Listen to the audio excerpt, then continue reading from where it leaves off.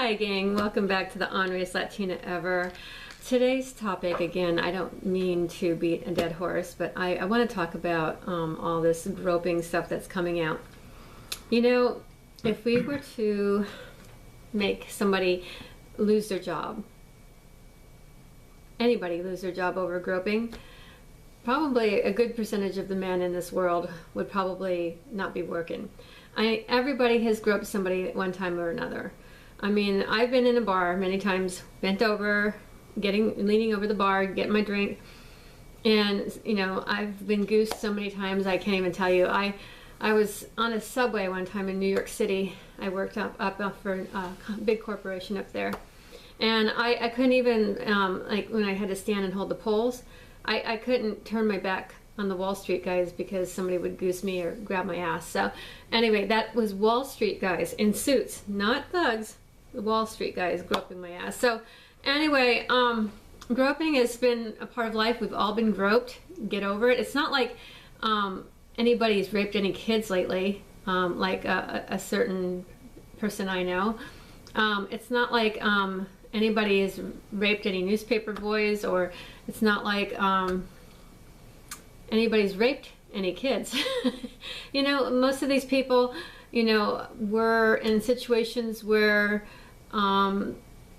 they inappropriately misbehaved, and so yeah, it's unfortunate. Yeah, it's not good. You know, yeah, have we all made mistakes in our youth? Yeah. I want to talk about mistakes because, you know, my daughter got thrown in jail a couple times in Florida, and it's not a proud mother moment, but I was talking to my dad. I said, you know, I told her, you know, to not call me if she gets thrown in jail again, because, you know, I'm you know, enough is enough, you know. So he says, yeah, I know the feeling. He goes, you kind of set the pace with that one. And I said, well, what do you mean, Dad? And he says, oh, who gets kicked out of Disneyland or Disney World? And I got to tell you a story. We went to Disney World. Is that Disney World in California, or yeah, Disneyland? Land. I don't know, what the fuck. I don't care, because I hate fucking Mickey Mouse, okay? Let me tell my story. I don't care. Anyway, we go to this stupid park. We get there and... You really hate Mickey? I do. I hate Mickey. I really hate that fucking mouse. I hate Walt Disney. I just hate everything about that fucking park. So I'm not even going to take my grandkids there. I don't even care if somebody gave me free tickets. I wouldn't go. I don't like the rides. I don't like anything about it. I don't like the mouse. I don't like the Musketeers. I just don't like anything. So anyway, I'm telling my dad, you know, I didn't want to leave the park because I paid full price and they were closed in the park, and so we smuggled some beers in there and we went up to Tom Sawyer Island, and when the grad night for prom night came down and everything, and they closed the park off for that, we thought we'd blend. Guess what? We were dressed casual. They were in formal wear. We stood out like sore thumbs.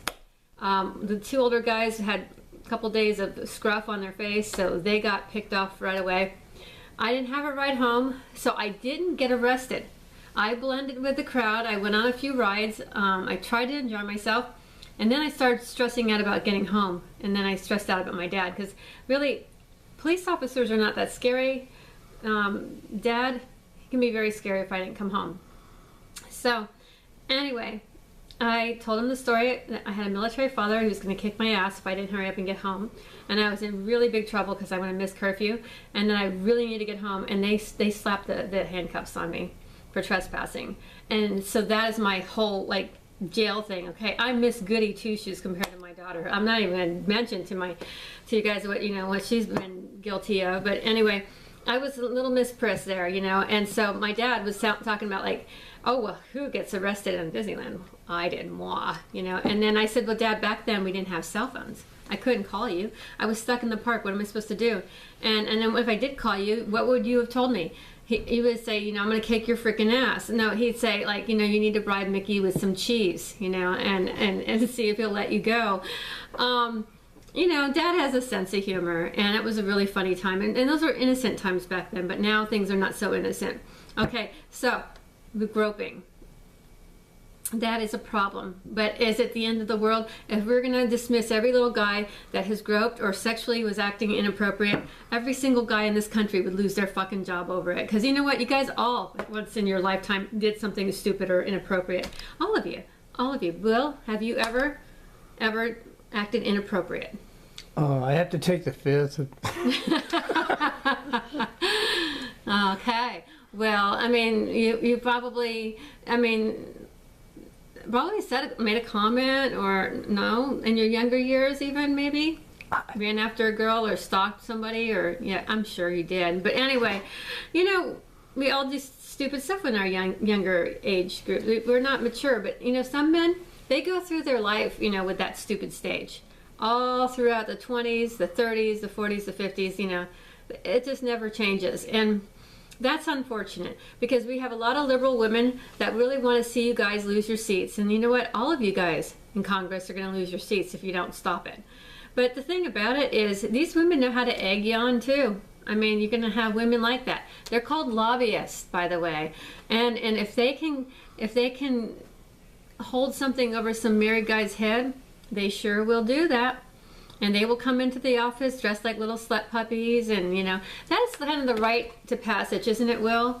I mean, you know, that's what they go into public office, is so they can grope and get away with it. I thought that was one of the perks. Yeah, it was. I mean, but they consider the perks. I mean, groping and I mean, what else did they do when they get in the office?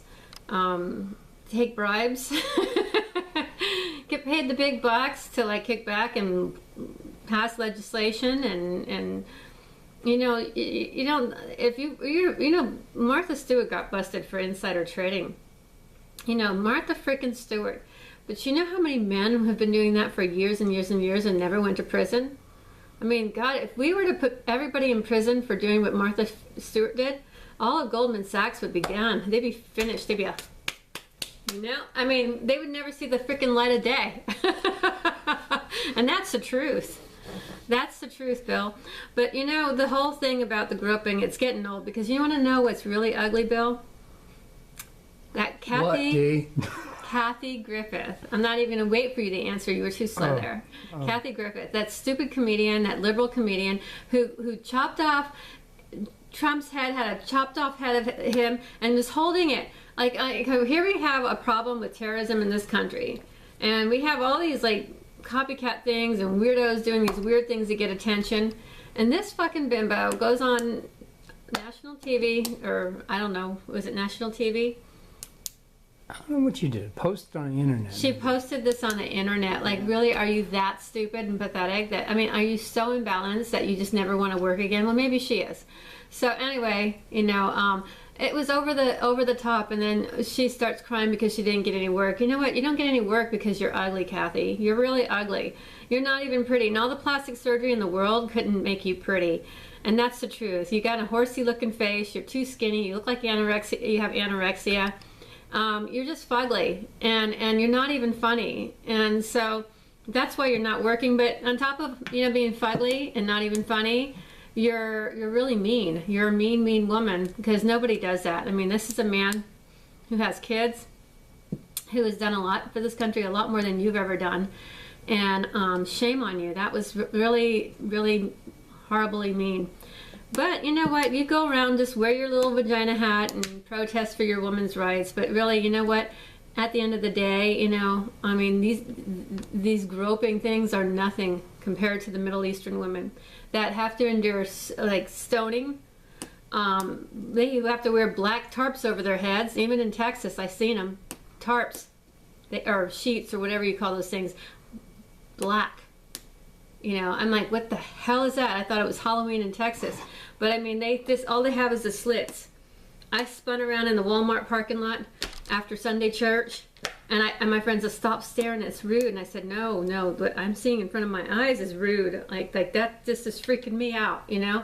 And I'm never going to get used to that. And I don't care what kind of culture you say, what kind of religion it is. I think that's really oppressive. And I think that it's crazy. And like, how do you drive with that thing on your head? I sure wouldn't want to get behind one of those women. It's going to cut off their peripheral vision. They don't allow them to have licenses, do they? Well, she drove to Walmart. Huh. Yeah, she wasn't with no man unless he was in the car still, but it was too hot for him to be in the car. So I mean, like, really, maybe it's just over there they can't drive. I don't know.